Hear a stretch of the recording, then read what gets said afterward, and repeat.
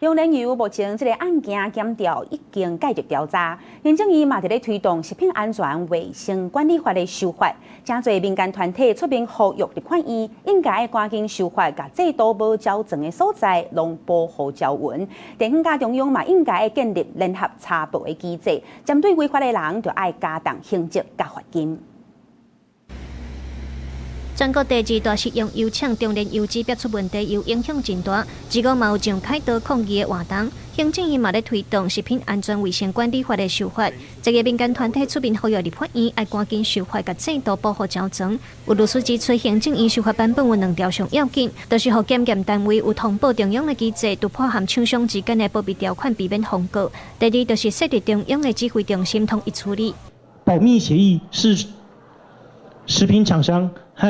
檢驗機關兩邊拘束義務而已。那其實不應該是說第三方可以再介入這樣。但是因為憲法保障我們每個人的人民健康安全，所以新法就規定檢驗機關應該要把檢驗的結果在24小時之內上傳到電子的系統，這樣中央食品安全事件指揮中心由中央統一來處理。這樣，當一旦發生事情的時候，地方政府就不能夠再推諉。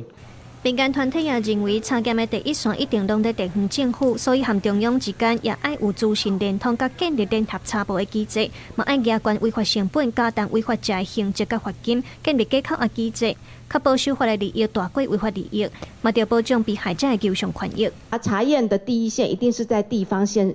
一定在地方的縣市政府嘛，好，所以地方跟中央應該要有聯合的查報的一個資訊的聯通的稽核，好，然後才能夠讓我們的食品安全不慢半拍。我建議應該一天你就加重，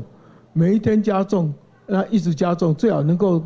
等比級數的增加，讓它不敢掩蓋，趕快下架。那這個部分我相信這個是地方政府可以做的。中聯油指的案件目前檢調已經介入調查，兵團認為，若是行政官員有失職監察，伊嘛應當負起責任來救護糾正。兵團呼籲朝野政黨共同支持食安法的修法，用制度改革來回應人民的期待。記者盧尚書、曾春佑台北報道。